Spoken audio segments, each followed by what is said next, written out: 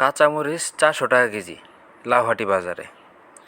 শুনে আমার মাথাটা নষ্ট হয়ে গেছে। আজকে গেছি হাটে বাজার সদাই করতে, মানে জিনিসের দাম ঢাকার থেকেও তুলনামূলক অনেক বেশি।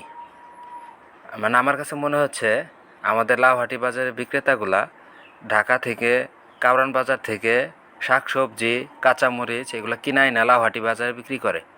ঢাকার মানুষ চাষ করে, গ্রামের মানুষ কিনা খায়।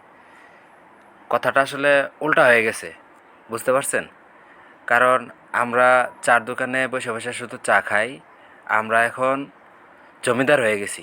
কাঁচামরিচওয়ালা বলতেছে, ভাই আপনারা তো জমিদার হয়ে গেছেন, কয়টা কাঁচামরিচ বুনলেই পারেন, আপনারা তো খালি চার দোকানে চা খাবেন, বিড়ি খাবেন আর টিভি দেখবেন, কয়টা কাঁচামরিচ বুনেন, একটু চাষাবাদ করেন।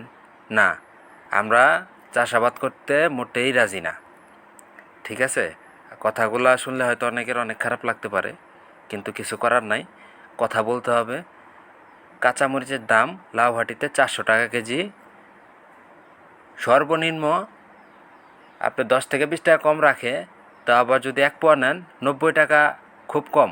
এই যে মানে এই যে যে ভিডিওতে দেখতে পারতেছেন, এই যে টুপলাই করে বেচতেছে, মানে উনি 90 টাকায় দিছে। উনি এক গৃহস্থ, উনি 10 ডিসিমল জায়গার মরিচ 40,000 টাকার মরিচ বেচছে এই কয়েকদিনের মধ্যে। ঠিক আছে, যাদের জায়গা জমি আছে গ্রামের বাজারে, তারা চেষ্টা করবেন একটু শাকসবজি, একটু পালান পোলানে যেখানে জায়গা আছে চাষাবাদ করেন।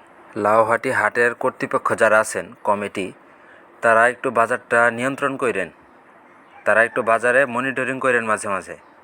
জিনিসপাতির যে রকম দাম চাচ্ছে বিক্রেতাগুলা, তারা কি নিজেদের ইচ্ছা মতো দাম বসাচ্ছে নাকি একটু মনিটরিং করেন।